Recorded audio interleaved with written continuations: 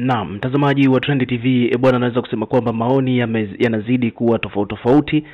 Wadau mbalimbali wanazidi kuonyesha kwamba wako na mixed feelings kuhusiana na vitu ambavyo vimetokea huko Ghana. Nadhani utakuwa unafahamu kwamba kule Ghana bwana kulikuwa kuna hii show ya ambayo wasanii mbalimbali walikuwa wamealikwa katika birthday party ya bilionea huko Ghana ambaye anafahamika kwa jina la Richard. Huyu anaitwa Richard Kwae.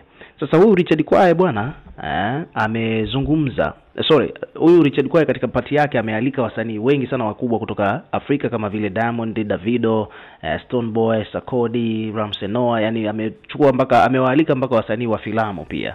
Umeona? Sasa kuna hizi show mbili ambazo huko Afrika Mashariki watu wengi sana wamezitolea macho. Nazungumzia show ya Diamond Platnumz dhidi ya show ya Davido.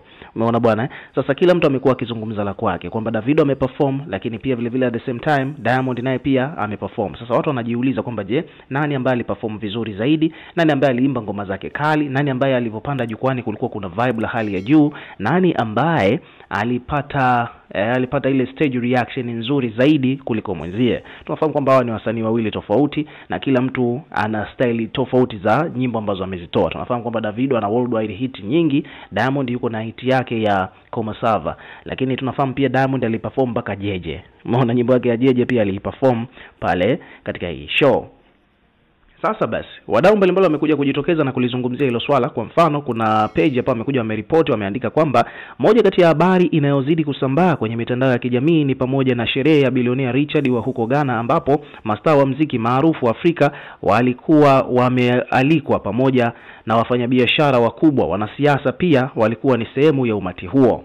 Kwenye utumbuizaji, wasanii kadhaa walipata fursa ya kutumbuiza kwenye hilo jukwaa la sherehe hiyo, na huku msanii kama vile Diamond Platnumz, Davido walikuwa wakitumbuiza pia.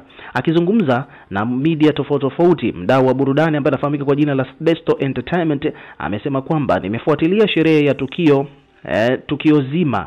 Kiukweli Davido amefanya poa sana, na hii ni kutokana na uzoefu wake, lakini pia vile vile aliteka hisia za wageni wengi. Na kwa upande wa Diamond Platnumz, yeye ni kwamba yeye amevipata sana vichwa vya habari huko nchini Ghana, na pia vile vile ni msanii ambaye anayejua namna ya kucheza na akili za mashabiki zake.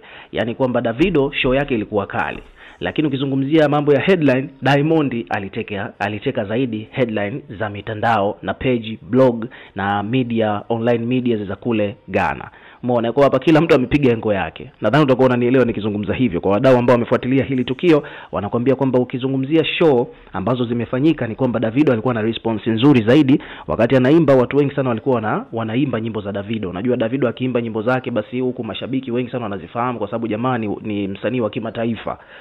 Hicho ni kitu ambacho kinaeleweka. Jamaa na hit nyingi sana, ana available na nyingine kibao ambazo amezifanya na wakina Chris Brown huko.